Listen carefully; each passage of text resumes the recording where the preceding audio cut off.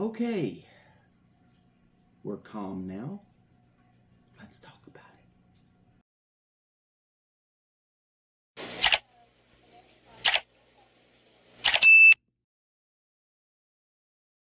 Hello, Fins fans, and welcome to Fins Temporal Focus. And now we're going to try to focus on this Miami New England game. We're going to talk about some stats and see if there's anything that we can take away positive. Which the one thing that was very positive was Devon Achane. He had a really good game for the second week in a row. Really, probably don't think about him having a good game last week in that Colts game, but if you really look at it, with the 7.9 yards per carry, he only carried the ball 7 times, and then he caught the ball well in that game. And in this game, which I'm getting ahead of myself. We'll start with New England. Of course, the final being 33-27. New England comes out on top. Going to talk about some team stats first because this one was ugly. You look at that score and you think, oh, high scoring, but it was ugly. It was ugly for both teams. It's just that, first of all, New England is ahead of the curve. I said they would be 0-2 at this point, 1-1. So ahead of the curve where I thought they would be, which, like I said, Vrabel is going to turn this team around. It's only a matter of time. McDaniel turning this Dolphins team around as well, just in the wrong direction. But we'll start with some team stats. New England total yards 333, Miami 358. Rushing yards, Mr. We're going to run the ball. Yeah. Miami 61 yards, New England 122 rushing yards. First downs, not a big difference. 18 for New England, 16 for Miami. Third downs was huge. New England was 7 of 12 on third downs. The Miami Dolphins 4 out of 10 on third down. And then you had fourth down conversions. New England was 1 for 1. Miami 0 for 2. Nada. Not happening. Penalties, huge penalty day. The one thing Miami did win was penalties. The Dolphins had 10 penalties for 65 yards. We're going to talk about it because I think Miami's penalties were a little bigger because it's the same old story, different game, but we'll get into that. The New England Patriots, 12 penalties for 75 yards, and then time of possession. And if you start in the first quarter, New England dominated the time of possession.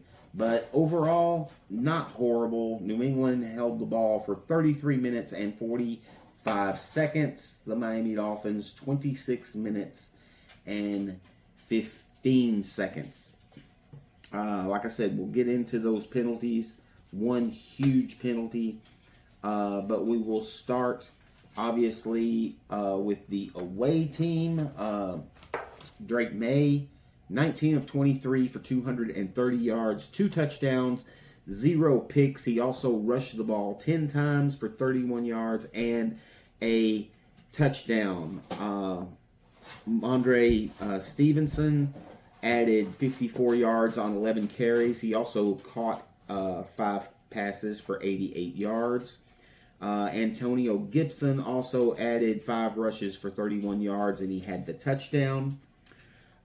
Receiving, not a lot went on. Drake May kind of delivered the ball to several different receivers, so nobody really dominated as a receiver. Actually, that would have been Stevenson with that 5 catches for 88 yards, but He kind of dominated us all game long. Really punched Miami in the mouth, which he's a bruising back. That's what he does. But receiving, you had Austin Hooper, 3 catches for 38 yards, no biggie. Stephon Diggs had 4 catches for 32 yards, no biggie. And then you had Kaysen Boutte. He had the 1 catch for 16 yards and a touchdown, and I actually thought he would play a bigger part in this game because the week before against the Raiders, he put up some really good numbers, but Dolphin defense keeps him in check. Only 1 catch, but he did have the touchdown. It was for a touchdown. And then you had Mac Hollins, a familiar name. He also had just the 1 catch, but that catch was for an 18-yard touchdown. On defense, the Patriots had 5 sacks altogether. Milton Williams had 2. And then Robert Spillane, Harold Landry, and Levon Chason each had a sack as well. So the offensive line of the Dolphins not holding up. They gave up 4 sacks last week. They give up 5 sacks today. And then Marty Mapu also had the interception, a bad interception by Tua. And then you also had Antonio Gibson gets the 90-yard kick return for a touchdown, which came just after Malik Washington takes a punt return, 70-something yards, which I'll get into that when I get into the Dolphins. It was a 70-something yard punt return. Gibson comes right back with a 90-yard kick return for a touchdown. And Baragalus is the way I'm going to pronounce his name. Anyway, it was the kicker for the New England Patriots. He misses 2 extra points at the beginning of the game. New England gets us a 12-0 lead, and but he was 2 for 2 on field goals, and 1 big field goal, which we will talk about in just a moment. Then we'll flip the script to the Miami Dolphins. Tua Tagovailoa did have a bit of a comeback, a lot better than what he looked against the Colts, which Denver's got a good defense, and the Colts put a spanking on the Denver Broncos. So maybe keep that in the back of our heads that maybe our defense wasn't as bad. I mean, Colts put it on Denver. Moving along, 26 of 32 for Tua, 315 yards, 2 touchdowns, and that horrible interception. Should have had 2 interceptions, but it got flagged, so that saved Tua's butt on that one. Achane, we just talked about, again, only carried the ball 11 times for 31 yards. Yards per carry was down to like 2.9, but he also had 8 catches for 92 yards and a touchdown, for a grand total of 123 total yards for Devon Achane, and ran with heart all day long every time he had the ball. Malik Washington also rushed the ball 3 times for 23 yards. And can somebody explain to me why our wide receiver has 3 rushes for 23 yards, but our rookie running back that is a power back, every time he's been in the game, he did get a penalty. He did get a penalty in this game, a false start that cost the Dolphins. But, rewind. He carried the ball 1 time. Ollie Gordon carries the ball 1 time for 8 yards. Let that sink in. 1 time, 8 yards. So he was 8 yards per carry, which is tremendous. But our wide receiver rushes the ball 3 times. Go see my video earlier. I can't get back into that. Okay. Moving right along. Receiving, Tyreek Hill, 6 catches, 109 yards. Finally delivers a 100-yard gain. Jalen Waddle looked really good. He did get tattooed pretty good about middle ways and kind of disappeared there for a little bit. But Jalen Waddle, 5 catches, 68 yards. He did have the touchdown. And then Malik Washington I'm sorry, not Malik Washington. Nick Westbrook was the only other real mentionable, because Tua had pretty much his 4 or 5 guys that he was throwing to, not distributing the ball a whole lot for Tua. But Nick Westbrook had 2 catches for 18 yards and took a monster hit. I can't remember if it was late in the third, early in the fourth, but took a pop. And the dude just bounced off of him, and he ended up getting the first down on that catch. It's pretty impressive. So that's a plus. That was an awesome play by Nick Westbrook. On defense, Dolphins had 3 total sacks. Jordan Brooks, Bradley Chubb, and Chop Robinson. And then, of course, Chop Robinson had a scare. I believe that was late in the fourth quarter. Kind of hyperextended his knee. Maybe a guy took a shot right in his knee. I don't like it. It's kind of an unwritten rule, but he didn't have to go after his knees at all. He didn't have to go after his legs. I believe it was the Patriots' right tackle, and it was kind of scary looking. You could tell Chop it scared him up pretty good. It scared me pretty good because I seen it when it happened. I knew it. All I'm thinking is, well, we just lost Chop. But he gets up, he runs off the field. So yay, Chop, and hopefully you are doing well, my friend. And then, of course, you had Malik Washington, the big 74-yard punt return for the touchdown. Beautiful job by Malik, only for New England to return the very next kick return for a 90-yard touchdown. Yeah, that's the kind of day it was.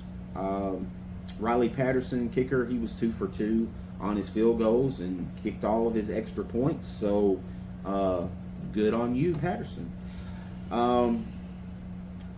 That is the gist of the stats.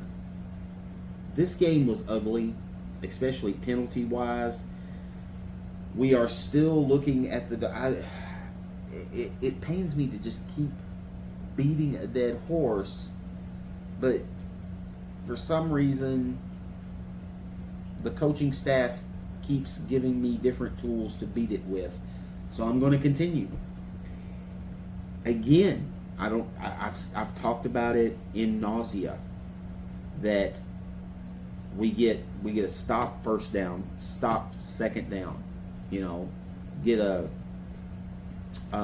stop for a loss, get a sack, third down 15, they go for 17 yards. We get them in 2nd and 25. Now this happened 2 weeks in a row. We had the Colts last week, 3rd down and 30. Now, the Colts didn't punt at all. Scored on every drive last week. 3rd down and 30. We get a 5-yard holding penalty. But with that 5-yard comes an automatic first down. What happens today? 2nd and 25. Holding penalty.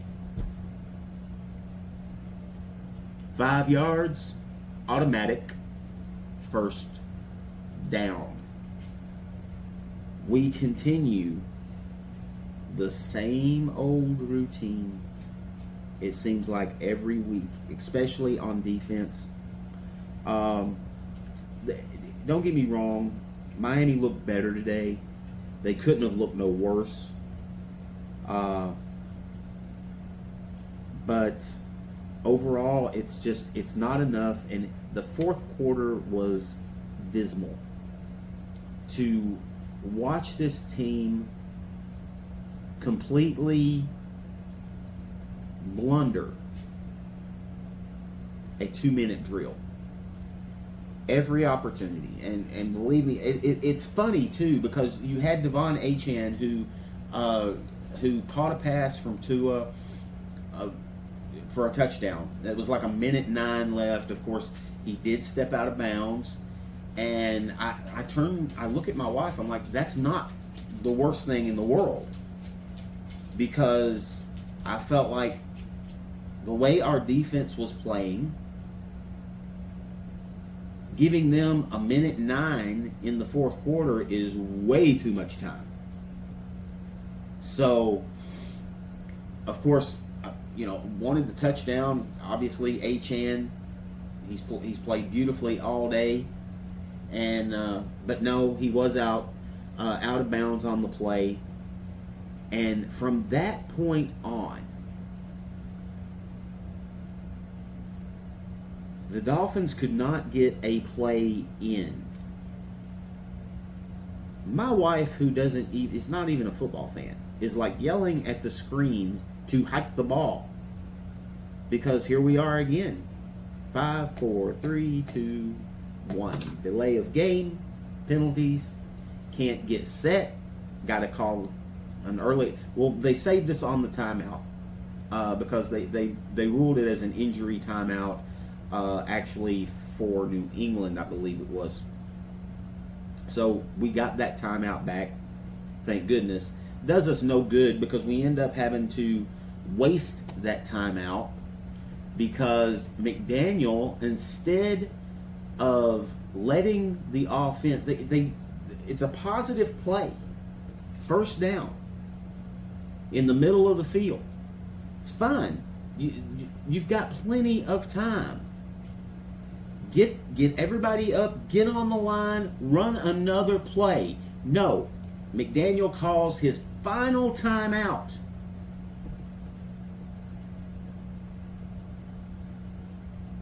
And at that point, all New England's going to do is pierce their ears back, and they are coming. They are coming for Tua with everything they've got. They have no reason to play any type of prevent at that point.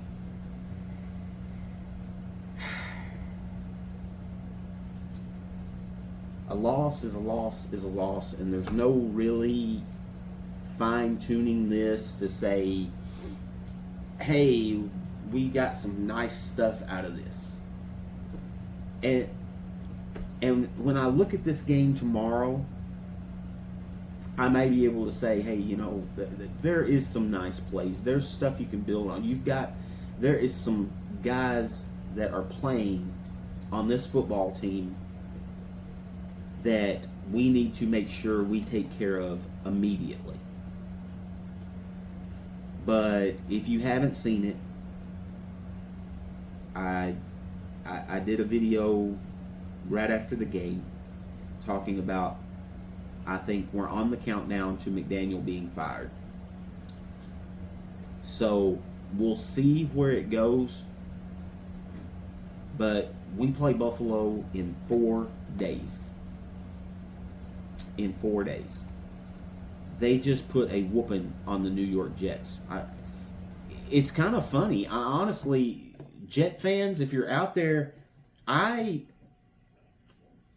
actually was excited for you guys. This shows you how the NFL works. The whole overreacting about something. Because let me put it into perspective for you. Last week, Daniel Jones lit us up 33-8. And Daniel Jones looked like Johnny Unitas slinging the ball. And everybody was like, wow, look how bad the Dolphins played.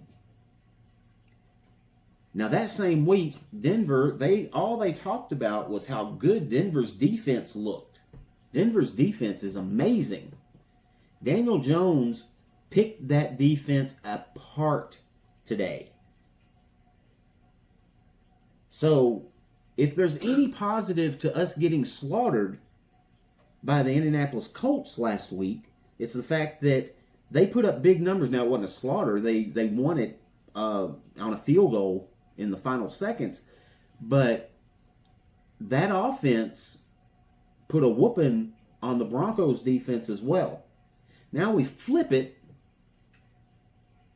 The Jets I bragged on for putting up, you put up a fight against Pittsburgh. Man, 1 point. Lost it by 1 point. Good on you. You guys are done ready to go to the playoffs, right? And you get demolished. Demolished by the Buffalo Bills. Now, don't get me wrong. You know, our demolition squad is going to be out there in 4 days. So, you know, I guess we're the demolitionees. But we will be out there to get demolished in 4 days.